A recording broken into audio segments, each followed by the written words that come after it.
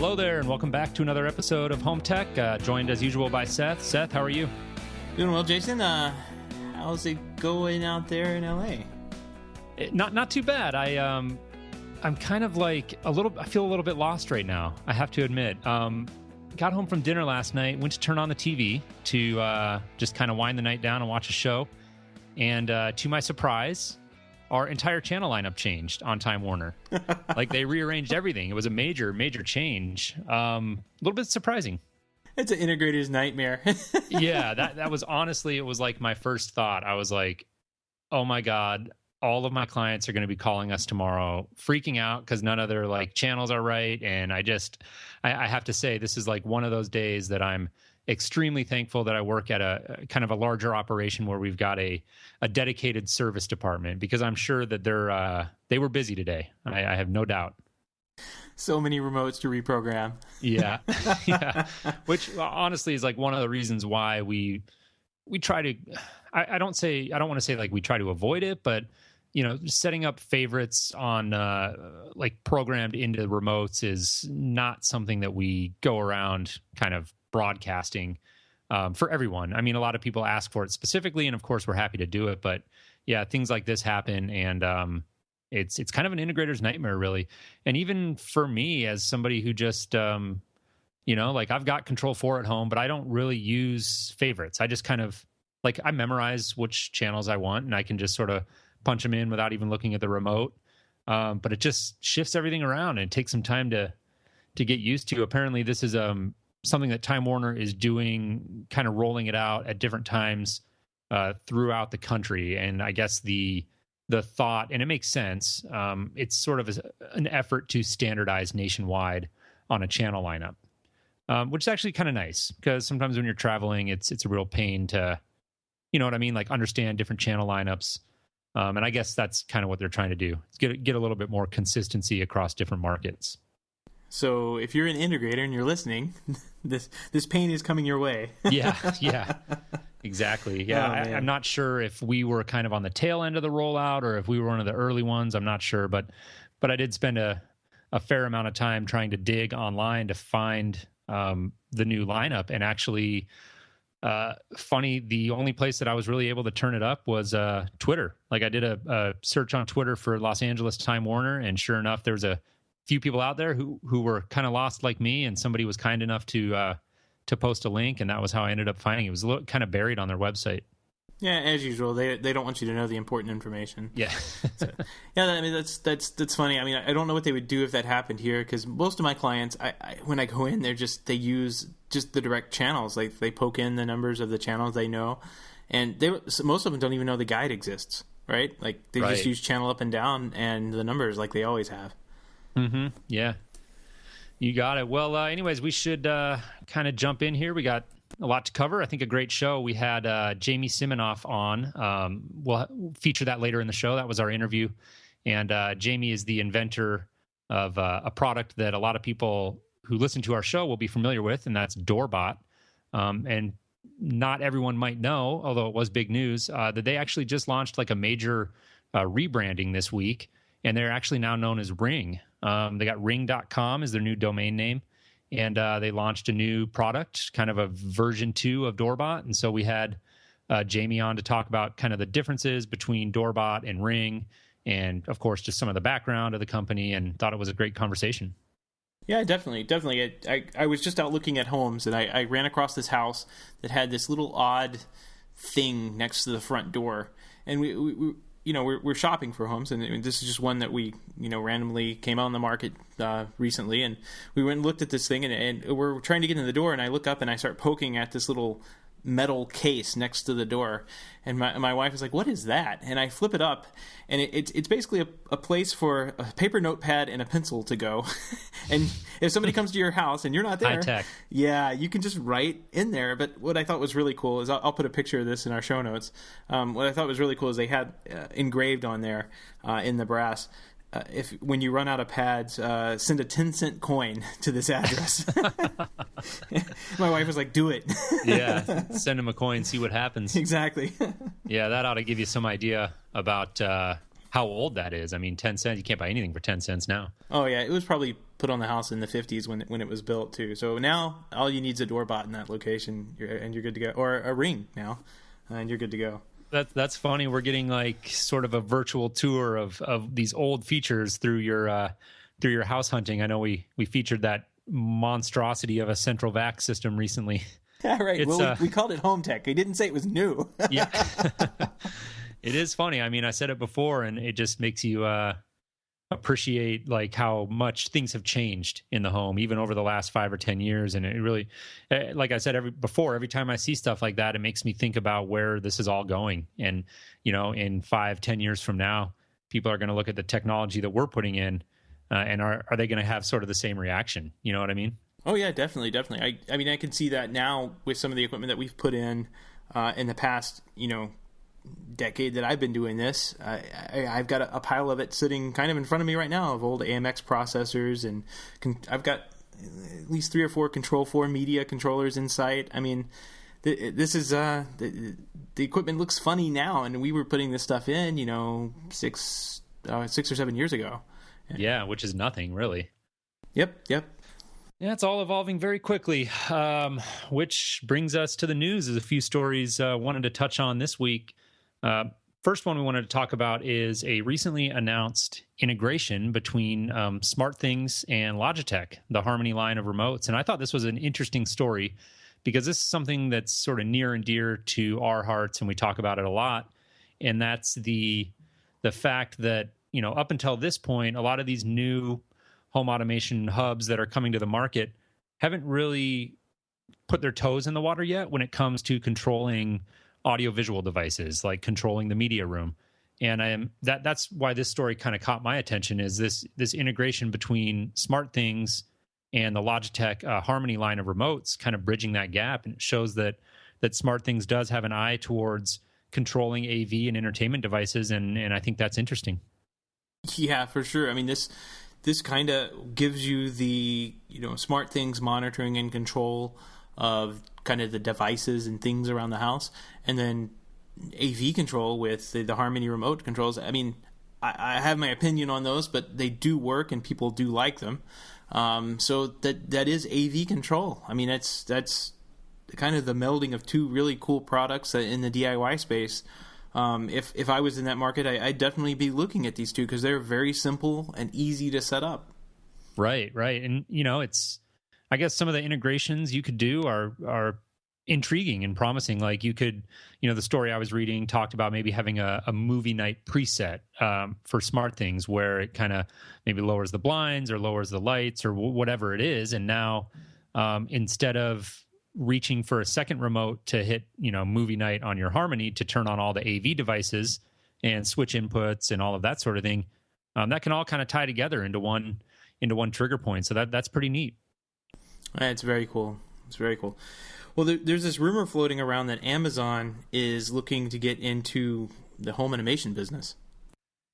Yeah, I saw that, and I was reading the story, and it's intriguing. It all sounds very secretive. They've got this, Amazon's got this Lab 126, and it I guess is their kind of facility where they try experimental things, and it looks like they're staffing up in that department and spending some more money. And I guess reports are that they're sort of putting more resources into the home, into making the home intelligent. And it's obviously an answer to initiatives from big companies like Google and Apple. Everybody's looking at the space now. So I can't say this comes as too big of a surprise to me that Amazon is expressing interest in that. No, and this Lab 126 is where I think the Fire TV and the Fire Phone were secretly developed. I mean, everybody thinks Apple's secretive. Man, Amazon is like double down on secretive, right. Exactly what they do. I mean, Kindle, I think that was made in this Lab 126 too. So this is they're pretty forward-thinking company, but some of the use cases they have in the story were just hilarious to me because they're not using like home automation to actually serve or make your house serve you a little bit better. They're using home automations like if there's something wrong in the house, maybe you just need a new water heater, and if it blows up, you're going to need a water heater. I'm just going to ship it to you. They want to make it easier for you to buy stuff, basically, is what this story was kind of talking about. So, for instance, they said Amazon is testing a simple Wi-Fi device that could be placed in the kitchen or a closet, allowing customers to order products like detergent by pressing a button. And I thought it was just interesting because, you've got big companies all looking at this space and approaching it with sort of different motivations. And you've got Apple. And, I think what Apple really at the end of the day wants to do is lock you into their ecosystem and sell you hardware. You've got Google, who wants to kind of keep things open and capitalize more on the data that they're able to acquire. And then now you've got Amazon looking at the space, and they just basically want to sell you more detergent. I'm going to need a detergent bell or something. Yeah. Oh my gosh. I don't know. I'm sure whatever they come out with would be kind of cool. And probably, I mean, they've got the money and they've got the engineering talent behind them where they can do this, some really cool things like this. Mm-hmm. But I don't understand those use cases. Maybe it would be nice to have a little red button next to the washer machine that, when I'm running low on detergent, I hit it, and then, in the next couple of days, Amazon Prime sends me some more cheer or something. Yeah. No, I mean, it seems like an edge case, but like, it is a natural fit for them. I mean, to me, it's a logical extension of like, Amazon has Amazon Prime, and they've got like I forget what they even call it, but it's like the one click to purchase that you can set up to where you go on the website. And if there's something you want to buy, you can opt into this program where you literally just click one button and it just is done. It's delivered straight to you. And this is what I see as sort of an extension of that. And they could build intelligence into your house where you could kind of opt in to say, hey, everybody, this is like such a cliched example, but I'm going to use it. It's like the smart refrigerator that monitors, the level of your milk, right? And you could kind of keep an eye on how much milk you have, and you could kind of opt into Amazon and say, hey, when this gets low, like just order me another one and have it shipped here. And to me, it makes sense for Amazon from a business perspective. But, it'll be interesting to see like what kind of real world use cases that they can actually get people to sort of buy into. Right. I agree. I mean, it makes sense, but then again, it doesn't. So I don't know. I guess we'll have to see if the rumors are true and see what they if it helps you order stuff on Amazon. I mean, it's that much better for the Amazon. It's the smart home is like just too hot of a space for Amazon to ignore. So you got to think that there's, some efforts going on to kind of move in that direction and sort of entrench themselves in the home a little bit deeper. And if this is the shape that it takes, I wouldn't be terribly surprised personally. Yeah. I mean, and they have like a home automation landing page, I guess, that has a bunch of groups of products together where you can go and buy maybe a Smart Things package or something. I'm not sure what's on there, but maybe you can buy Nest thermostats and that kind of thing. So why wouldn't they want to have kind of a hub or something? I'm not going to hit the bell because it doesn't exist, but why wouldn't they want to have something like that they have and they own and they can sell, and it integrates with all these products, and maybe while you're using it, it kind of says, hey, I see that you like controlling your lights. How about a thermostat to control your temperature too, or something like that? So right. It makes sense. It makes a lot of sense, I guess, from that perspective, because they have the store too that they can sell the stuff out of. Yep, absolutely. Final story we wanted to touch on, actually, and I think you can kind of chime in on this because I believe you sat in on a webinar today, same day as we're recording this, for the Ecobee 3. Is that correct? Yeah, I think it's called the E3. The thermostat's called the E3. But basically, they were announcing that it's shipping today, and you can go out and get it. They also have an updated mobile app for the thermostat that has a really cool and clean interface to it. Makes it look pretty easy to use. So they have a bunch of smarts built into these thermostats. These guys have been around since like 2009. I mean, they've been around forever. They were one of the first companies, if not the first company, to make a smart thermostat. And everybody thinks that kind of came along with Nest, but these guys were around. I'm sure Honeywell was around before Nest. Right. But I think Nest just came out with the sexier package of packaging and nicer looking industrial design. And I think this is Ecobee's answer to that design. It's sure a lot cleaner and more industrial design than what they had before. Yeah, we talked about the E3 thermostat, I think a couple weeks ago when it was kind of first announced they were going to be coming out with it, and it looks pretty slick. I mean, that's what we talked about at the time. I think the design on the hardware itself looks really good. I took a glance at the new app that you were referring to, and that looks pretty good as well. I don't know if everybody's going to be into it. It's kind of and I've seen a number of developers doing this now. I don't know if this is going to be like a new thing or a new trend, but like it's got that very dark look, like the very high contrast black with like white text. And I don't know if that appeals to everybody. I think it looks kind of slick, but not for everyone.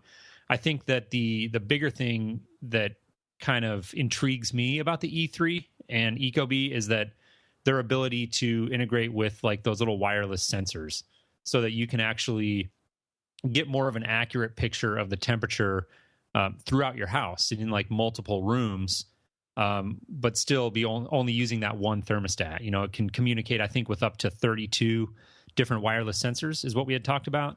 And I thought that was really intriguing and definitely a point of differentiation for Ecobee versus something like Nest. Yeah, and a couple of other things. I think Nest has a similar feature. I learned about this today because I took like the contractor's training, I guess. That when you hook up the wires to the back of this guy, it basically auto configures and figures out which wire goes where, which I thought was pretty cool. I think Nest has a very similar setup. So when you first turn it on as an end user or even as a professional, if you don't know exactly what type of unit is connected, the thermostat will actually say, well, I think it's this, and more than likely is. Oh, really? Yeah, so it's pretty cool. I think Nest does something like that too now. I wasn't aware of that. That's a pretty clever design feature, I think. Kind of takes some of the guesswork out of it for the end user. Yeah, because that's kind of tough with all the. I mean, it's HVAC controlling isn't very very difficult. But it's a bunch of wires. I think it's like 6 or 7 wires in some cases, and it can be kind of overwhelming, even for integrators. I know lots of integrators that won't even touch thermostats. It's something that I think it's easy to do, and if you can put something like this in. One thing that these guys do that I think is way better than what Nest does is humidity control. And I think I may have talked about this before on the show, I'm not sure, but Nest you can turn on this smart feature on Nest, and it'll just kind of regulate the humidity if it wants to, and make what it feels is comfortable. But on these guys, you can actually set what humidity you want things to be at. And I have a client that's out on the beach. So he's got a beach house, and he's got a bunch of wood furniture, or wood flooring, and wood cabinetry. And they really like to keep those, 55% humidity and under. And the Nest doesn't even kick in until 65% humidity, if it's been 65% humidity for like 3 days.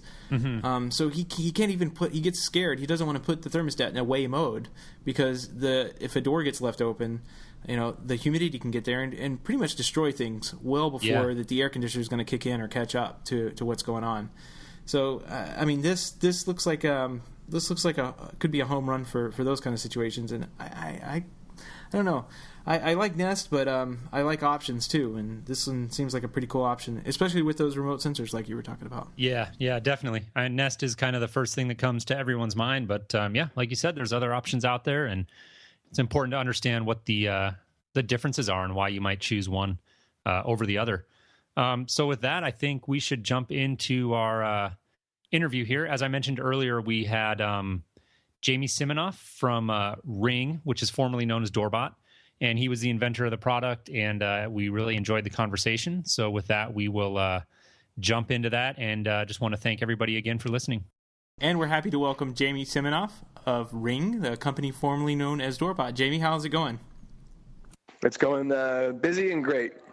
I can imagine. You guys did a major rebrand. I guess first, just tell us a little bit about yourself and about the company that was named Doorbot, and now here recently, within the last couple of days, you guys have rebranded to Ring.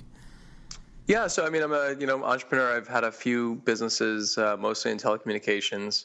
About 3 years ago now, we started down this idea of building a battery operated Wi-Fi video doorbell for the smartphone. Originally calling it Doorbot, and we went out there and sold about 20,000 units.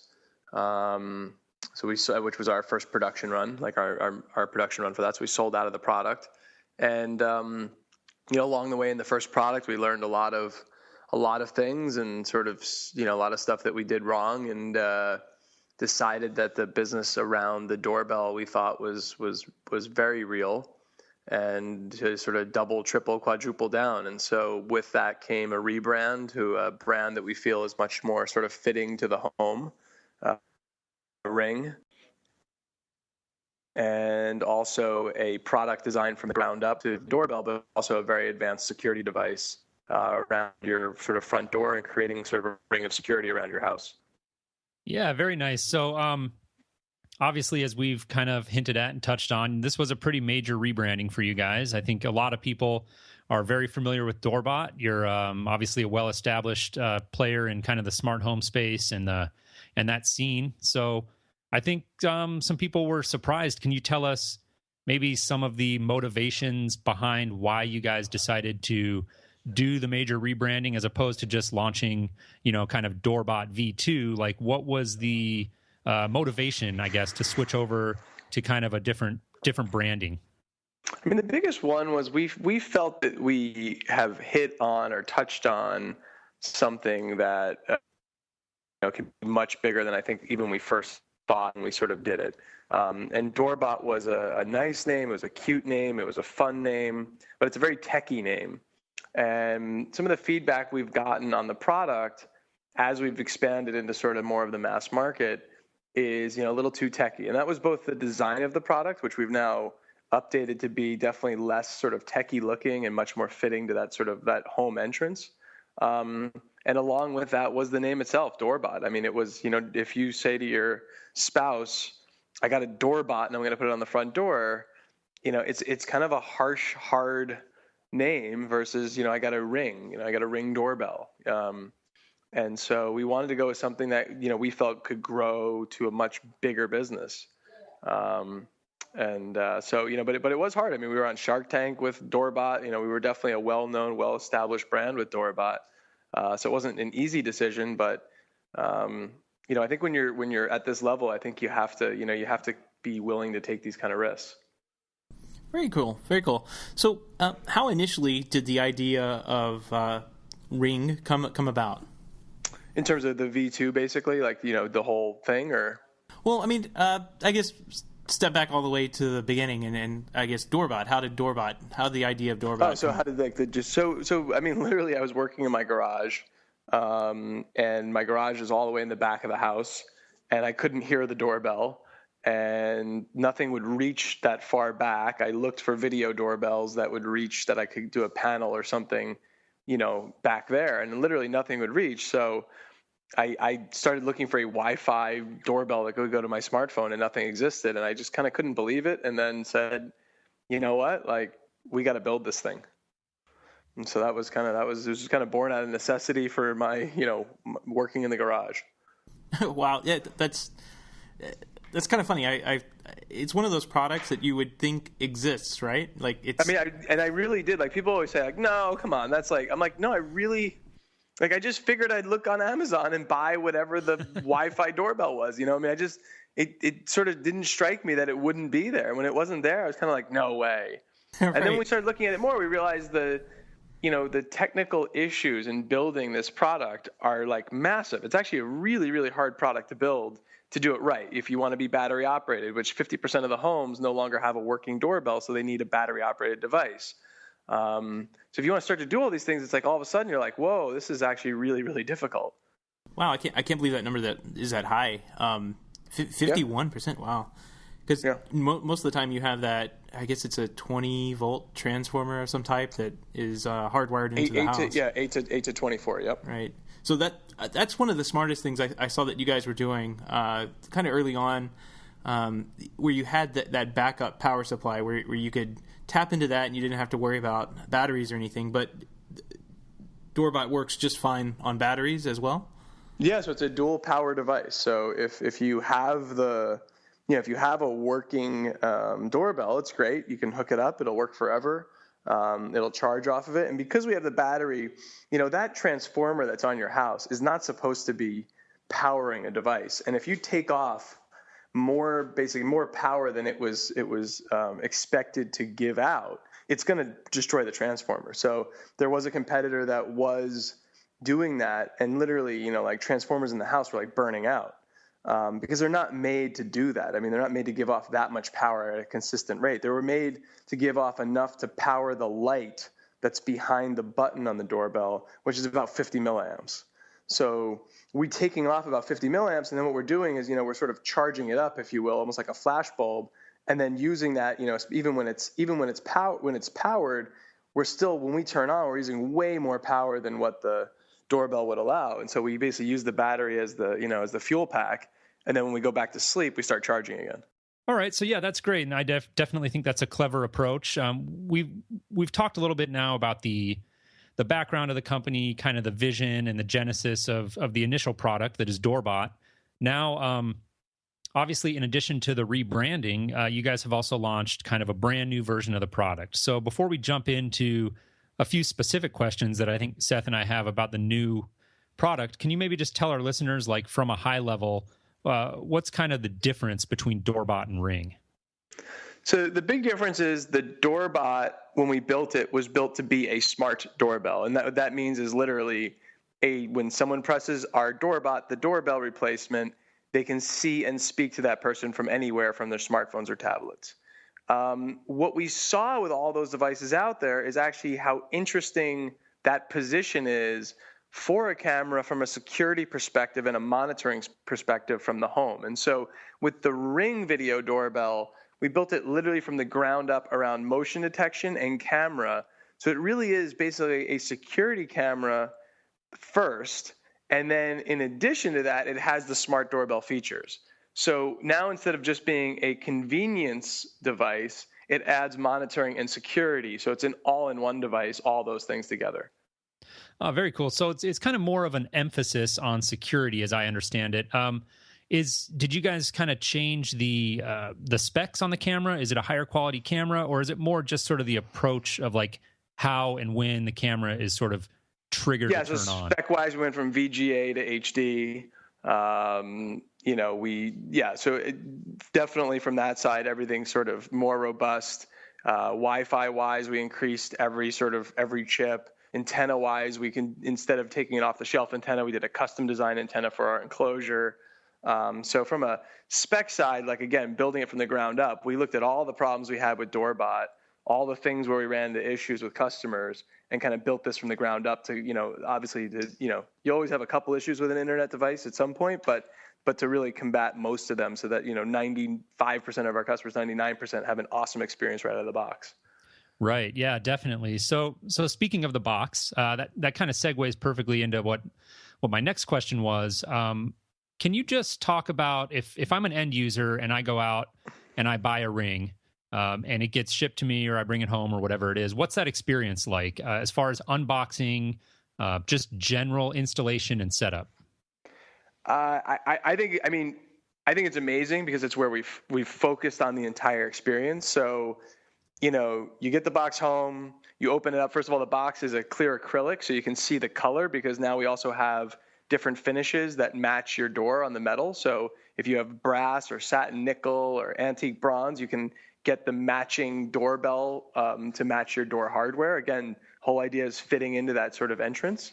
So you open that up, you take the Ring out, you press the orange button on the back, and you go into what's called AP mode, which is access point mode. You then, load up the app, and in about 10 seconds, you've now put in your password for your Wi-Fi. It's now, the device is now live and on, so that part's done.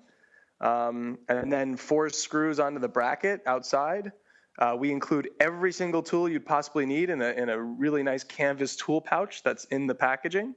All the screws, screwdriver, even if you had a stucco, we have the actual drill bit you need, everything. There's a level that's on the bracket that you take off once you've put it on, so you can actually make sure it's level. So again, everything you need, you're not going to have to even touch your toolbox. You go out, put it on, and so I'd say under 5 minutes you have now, convenience, monitoring, and security at your front door. I'm laughing to myself right now because this sounds like it was made specifically for me. Because every time I try and install something at the house, 9 times out of 10, I'm making another run back to like Lowe's or Home Depot to get another, like the drill bit. That's Yep. it. That's awesome. Because you don't have the right size, drill bit for masonry for that plug to go in. So yeah, you're like, oh no, I got to go get this thing. Exactly.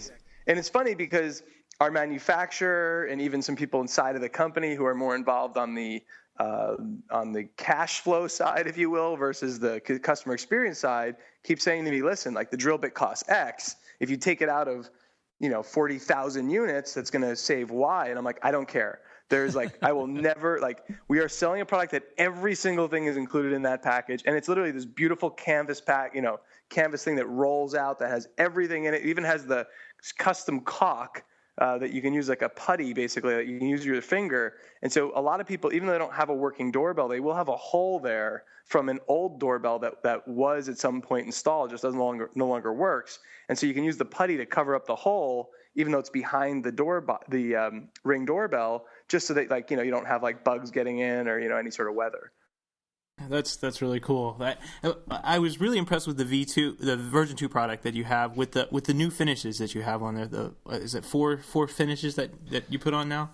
Yeah, we've released 4, which are the top 4 finishes, that are out there on door locks. We're probably going to end up having about 10 to 15 even online. And then in stores, we'll only, usually stores will want to, carry a small number of SKUs. So we'll probably have 4 in stores and, something like 10 to 15 finishes if you buy online. So we'll probably get some kind of crazier finishes that'll be lower volume, even a red anodized one that looks amazing. But, that only fits very specialized homes. Yeah, that'd be pretty cool. Yeah, exactly. And so for certain people, obviously they'll want something that just pops.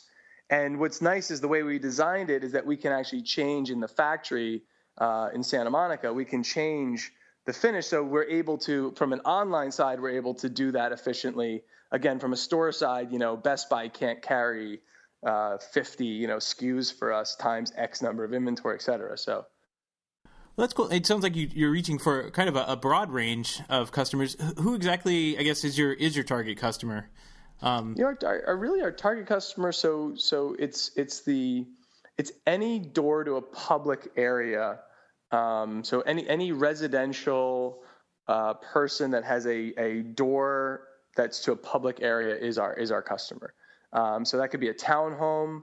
It could be a apartment that you can walk up to that doesn't have an initial sort of multi-tenant door system, something like that. The only place we don't sell, where we don't target, where some people will still buy, but I mean it's definitely not our target, is a place that has some sort of an apartment building where you first have to get buzzed in at the front door, because it's kind of it's almost a redundant thing. Right. But yeah, anytime you have a entryway to a public area, that's where we definitely play. We're probably, there might be as big of a market for our device in the small and medium businesses as in the home business, but we've decided that because we're small, we're going to focus just on the consumer for now, and that any business that buys it is great, and we're super happy to have their business, but we're not going to focus on enterprise at all, no matter how small, at least for the next, 6 months or a year or something. Right. Well, you just answered my next question there. I was going to ask a little bit about commercial, but that's and I think commercial, people always say, but it could be so big, and I'm like, absolutely, I absolutely believe that. I think commercial could be as big, especially because admins and secretaries and door people and all this kind of stuff, have kind of been cut off the budgets almost everywhere. And so, it is the type of device that works for that. But, you do, I think, as a small company, you have to figure out what you want to focus on. Yeah, definitely. I mean, I think you're exactly right, and you gotta kind of pick your battles. I'd like to touch on just a few sort of specific questions I have, and maybe they're concerns that other people not familiar with the product or just might be curious about. Sure. The unit basically runs on a battery. You talked about kind of the redundant power, and I forget the term you used for that. But what is the dual power exactly? What is the typical battery life? I mean, as an end user, how often should I expect to be changing the battery on this device? So you don't change it; you recharge it. So it is a lithium polymer battery that's inside the device that charges with a micro USB cable, just like you would on a cell phone. Our target is 1 year of what we kind of call I call it. I mean, it's probably like a technical term, but internally I call it decent usage. If you're just using it as a doorbell on a normal home, it'll last about 1.5 years. If you're using it as a doorbell plus some of the monitoring and security features, you're probably 1 year to just slightly under about 10 months. If you want heavy recording, you have a lot of motion at your front door, you're probably down to 6 months is the lowest. It's a very big battery. We did a custom battery pack, custom chemistry for this one. So we can go very low temperature to very high temperature because we're on front doors. We have a very low discharge rate. So we've done a lot of stuff. We spent a lot of money building literally a complete custom battery that's built just for the way we use a battery. And because of that, we were able to get, more horsepower in it and lose less of it so we can last longer. Sure. And yeah, obviously it's a difficult question. I mean, there's a lot of variables there. So it's hard exactly. to predict. But really what we shoot for is like the average normal customer using it for normal stuff in a normal home. I'm not talking about a family of 10. It's like if it's a family, family of 4, normal home, not, going in and out of the door 57 times a day. We shot for like 1 year because we feel like 1 year is like, that's that great sort of sweet spot of you don't feel like you're always recharging the thing. Right. One other question I had is the communication on this device is just for people who may not know, it is Wi-Fi. It's a Wi-Fi device. Correct. There's no other communication going on with this device. Is that correct? Is it just Wi-Fi? Correct. It is just Wi-Fi. So, okay. So my question is like, how much thought and kind of planning have you guys given to Wi-Fi range? Because, obviously for a larger house, you may have to account for the fact that this device could be, 50 feet or more away from your wireless router. Kind of, what can you sort of speak to that and address people's maybe concerns about potential issues with Wi-Fi range? So, I mean, definitely Wi-Fi range was one of the bigger problems on the initial Doorbot. And Wi-Fi range is a number of different issues. It comes down to enclosure, it comes down to antenna, and it comes down to your actual Wi-Fi module and tuning it. So there's like kind of 3 things you can do. So one is the enclosure. So part of the reason why we don't have metal going all the way up is because we wanted to make sure that we had enough, basically air, if you will, for the Wi-Fi to get out. So the Wi-Fi antenna is all the way at the top of the device. The metal starts a little ways down. That's part of what drove the design of that was the Wi-Fi. Secondly, the antenna we actually custom designed for this enclosure, for our module, for everything else. And so our goal was to be as good or better than sort of any iPad or iPhone. And that's because what happens is, in order to test to see if you have good Wi-Fi at your front door, we tell people, get on a Skype video call, stick your iPhone on the front door, and if it works, then we'll work. And so it's a great way for us to be able to say, like, here's how you can test to see if it's going to work. And then on the module side, we've worked very closely with the developer of the module to help us tune and maximize and make sure that we are like perfect. And then the last thing, which actually doesn't have to do with range, is part of as you get farther out, what happens is you actually lose bandwidth. And so being able to actually decrease certain things on the streaming can allow you to have lower bandwidth and sort of less, you're sort of starting to lose range, but you don't see it as a consumer because you're kind of compensating for it. And so we have a lot of advanced compensation built in to also do that. So, but range is, at the base of our product, it's kind of, in the base of the Ring rebuild, that's what has to work, because without range, nothing else matters. Motion detection, HD camera, nothing. Cool. So there's a lot of thought that's gone into that. I just had a quick question. Jason and I work in kind of the custom install industry, and I think you were at CEDIA this year. You guys had a nice booth and a nice presence this year. I think you were there last year too. I met with some of the guys. Yeah. But so most of the homes that we do, if we do a door station at the front door, we have the opportunity of getting a Cat 5 for Ethernet to that location. Are there any plans maybe to ever add something like that in, or are you going to stick with wireless? I think sadly we won't, and the only reason is it really comes down to a volume issue. The amount of people that have, and I think you'd back this up, that have the ability to or have like Cat 5 at the door is, it's pretty small. And so we really want to build for sort of the mass market, which is kind of a shame, because I also love the installer market because it's so cool, because it really does, integrate with other systems. And so the one thing we're going to do is we're going to start, and it really will start rolling out in January, announcing the different systems that we're integrated to. And we're going to be integrating to quite a few systems, especially for even just the event side of things. So like when the doorbell is done, being able to do things in the home, like make a ringing sound through the speakers, turn on a light, make sure the door is locked. If for example, if the Nest says you're not home and the door's unlocked and someone rings the doorbell, lock the door. So like you can do all sorts of interesting things, with it that we think are really cool, just by even knowing from the event side what's happening besides even the video stream. Very cool, very cool. And I wouldn't be an integrator if I didn't ask if you had any roadmap for like an API or anything like that. Yeah, no, and so fully, we are very excited at some point, hopefully soon, to announce If This Then That support. Very cool. That's something that I think that's going to be one of the more important. I truly believe that If This Then That is the future, or one of the strong futures of this sort of market and how you put these things together, because then you can write that to your other system, and so it can be like this sort of the binding point if you don't have the ability to actually write the APIs. But we will be integrating to a lot of the systems that you guys are using and installing as well. Very good. We're happy to hear that. We always like to ask that, so it's definitely encouraging. But like I think I agree with you. I mean, If This Then That it's really such a great service, and there's just kind of the sky's the limit when you really start thinking about things that are possible just by using that. I had a couple more, one or two more just specific questions about features, and then we can kind of wrap up. What, as an end user, like if I want to have multiple rings at my house, maybe I have more than one entry point I want to cover, are you able to do that? Sure. So we have out-of-the-box support for, naming them so you know where they're coming from. The kind of like, separating them, the whole thing. And at some point we'll be adding much more support to sort of help around that. But absolutely out of the box, you can have multiple rings at one house, and you can also have multiple houses with multiple rings.